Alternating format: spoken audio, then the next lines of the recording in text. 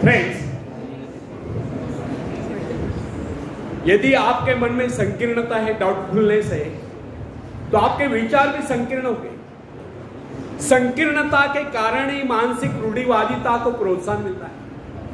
संकीर्ण विचारों वाला व्यक्ति अपने आप को इस संसार से निकालकर अंधेरे कुएं में कैद हो जाता है। उसका जीवन, उसके जीवन का ध्येय तथा अन्य गतिविधियां संकीर्ण घेरों में बनकर रह जाती है।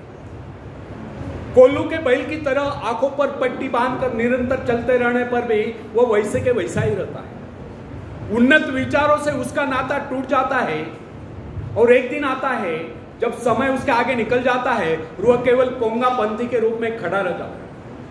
इसलिए हम विचारों की समृद्धि पर जोर देते हैं, भीतरी शक्तियों की जागृति पर जोर देते हैं। दुनिया में सब कुछ है और वह सब आपके लिए है, किंतु आप उठे तो सही, उसे प्राप्त करने का प्रयास तो करें। कोई ऐसा कार्य करे जो रचनात्मक और सृजनात्मक हो। सृजनशील व्यक्ति के मन में सृजनशील विचार आता है। यही विचार उसे समृद्धि की ओर ले जाते हैं। नई कल्पना के अभाव में वह कभी सफल नहीं हो पाता। सृजनशीलता ही सफलता की पहली सीढ़ी। सृजन का उद्गम उसी व्यक्ति के मन में होता है जिसका हृदय मुक्त, स्वच्छंद, निर्मल हो। निर्धनता और असफलता का सबसे बड़ा कारण मन की संकीर्णता है। संकीर्ण मस्तिष्क में नए विचार नहीं पनप सकते और नवीन विचारों से रहित व्यक्ति सफलता की सीढ़ियों तक नहीं पहुंच सकता। मलिनता की समाप्ति और सृजनात्मक प्रतिभा को बढ़ावा देने से सफलता और सुख का जन्म होता है। बंदरिया की भांति मरे हुए बच्चे को छाती से चिपटाए रहने से कुछ नहीं होता। इसलिए विचारों में नवीनता लाने का प्रयास कीजिए। जब विचारों में नवीनता आएगी तो कार्यों में सृजनात्मक बदलाव आएगा, तब जीवन शैली बदलेगी, तब स्वयं भाग्य बदल जाएगा। जो लोग ये सोचते हैं कि वे परिस्थितियों तथा सामाजिक असमानताओं के कारण निर्धन हैं, वे गलत समझते हैं। ऐसे लोग अपने भीतर झांक कर नहीं देखते कि हमें क्या कमी है।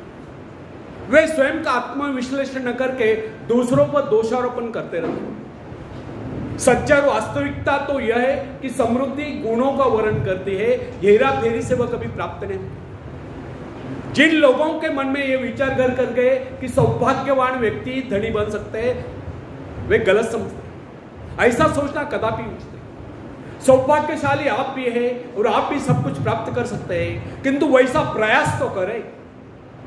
भाग्य अभाग्य का रोना न रोकर कर्म करो। कर्मों से भाग्य बदलता है और कर्मण्यता आलस्य और निराशा से नहीं। क्या आपको पता है कि आपके भाग्य में क्या है? जो व्यक्ति प्रकृति के अंगण और स्रोतों की प्रचुरता को समझते हुए धन उत्पादन के लिए प्रयत्नशील है और जो ये समझते कि संसार में किसी चीज की कोई कमी नहीं, समृद्धि एक ना एक दिन अवश्य उनके कदम चुमती है। एक ना एक दिन वे अवश्य धनी हो जाते हैं।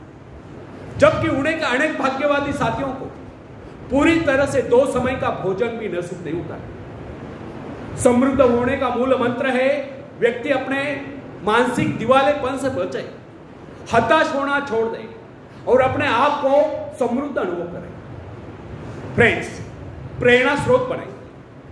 यहां मैं एक ऐसे व्यक्ति का जिक्र अवश्य करना चाहूंगा जिसके मन में कैलेश मात्र में किसी बात के लिए अविश्वास नहीं।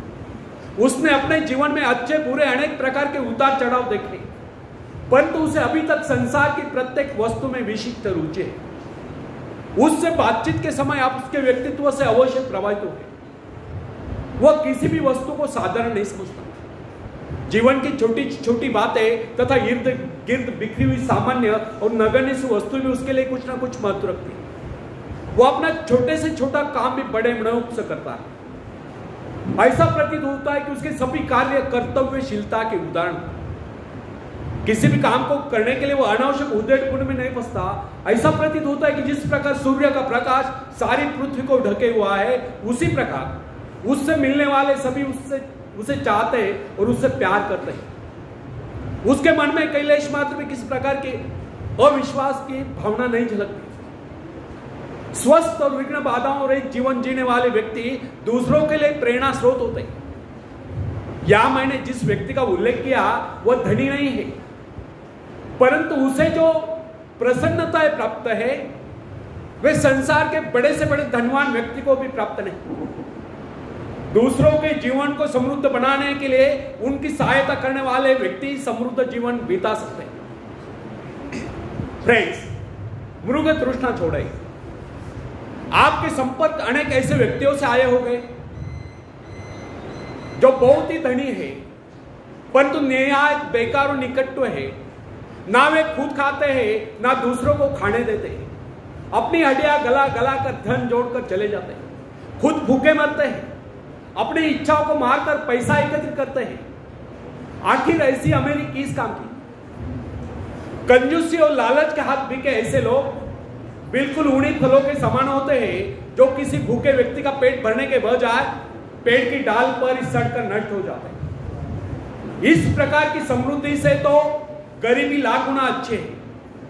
यदि हमें एक बार भी ज्ञात हो जाए कि शक्ति का मुख्य स्रोत हमारे भीतर ही विद्यमान है तो हमें इधर उधर भटकने की आवश्यकता नहीं रहेगी। अंतर्मुखी प्रेरणा स्रोत इतना समृद्ध है जो उसे एक बार प्राप्त कर लेता है वह संसार की समस्त समृद्धियों का स्वामी हो जाता है। प्रेरणा रूपी अमृत पात्र के गुण उसके जीवन की सारी शुष्कता को समाप्त करके उसे हरियाली में बदल देती है। प्राय लोगों के साथ कठिनाई यह है कि वे कस्तूरी मृग के समान अपने नाभि में स्थित कस्तूरी को ढूंढने के लिए जीवन भर इधर उधर भटकते रहते हैं और अपने नाभि में स्थित सुगंध के स्रोत को ढूंढ नहीं पाते।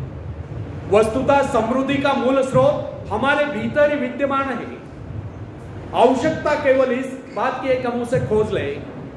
यही कारण है कि हमें अपने जीवन से वही कुछ मिलता है जो हम उससे मांगते हैं। हमारा वातावरण, हमारी परिस्थितियां, हमारा व्यक्तित्व आदि सभी कुछ हमारे विचारों के अनुरूप ही स्वरूप धारण करता चला जाता है। जो व्यक्ति लगातार गरीबी के डर से आक्रांत रहता है वह स्वयं ही निकम्मा हो जाता है। वह सदैव यही सोचता रहता है कि वह अभागा है और दुनिया की सुख समृद्धि उसके लिए नहीं बनी तो उसको समृद्धि किस प्रकार प्राप्त होगी? स्वास्थ्य, ईश्वर विश्वास, आस्था और उद्यम में कमी के कारण ही व्यक्ति सदैव पददलित बना रहता है। जो व्यक्ति ये समझते हैं कि समृद्धि हमारा जन्मसिद्ध अधिकार है और इसे प्राप्त करने के लिए किया गया प्रयास कभी निष्फल नहीं होता, समृद्धि एक न एक दिन अवश्य उनके कदम चुमती है। आवश्यकता केवल इस बात के कम से ढंग से सोचें। मैं अनेक ऐसे व्यक्तियों को जानता हूं जो आयु भर प्रसन्नता प्राप्त करने के लिए तरसते रहे परंतु प्रसन्न न हो सके। उन्होंने कभी अपने जीवन के संबंध में सही ढंग से सोचने का प्रयास ही नहीं किया। वे सोचते कुछ रहे और करते कुछ रहे। इसका परिणाम यह निकला न उन्हें सुख मिला न समृद्धि प्राप्त हुई। मेरे कहने का अर्थ यह नहीं कि सभी लोग एक समान होते हैं। निश्चय कुछ लोग जन्म से हंसमुख और उदार होते हैं जबकि अन्य लोग जन्म से चिड़चिड़े, कायर, क्रोधी, लोभी और कमजोर होते हैं। इतने पर भी अपने व्यक्तित्व का निर्माण व्यक्ति स्वयं कर सकता है। सहृदयता एक ऐसा सद्गुण है जो व्यक्तित्व के छोटे मोटे अवगुणों को ढांप लेता है। फ्रेंड्स, उठो, कर्म करो और पाओ। स्वयं को हीन भावना से मुक्त कीजिए और इस रहस्य को भली भांति जान लीजिए कि प्रकृति के भंडार अनंत है। ईश्वर हम सब की देखभाल करता है। उस सृष्टि के निर्माता के पास किसी चीज की कोई कमी नहीं। हम उसकी संतान है और उसकी सारी संपत्ति हमारी है। हमारा जन्म इसलिए हुआ है कि हम अपने जीवन को गौरवशाली बनाएं। मनुष्य इस सृष्टि का श्रेष्ठतम प्राणी है।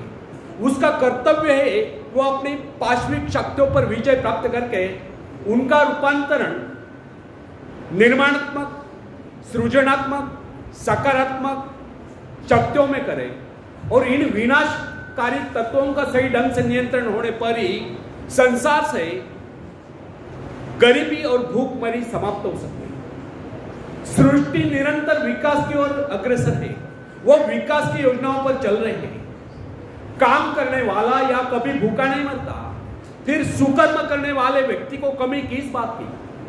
समृद्धि आपके व्यक्तित्व की देन है।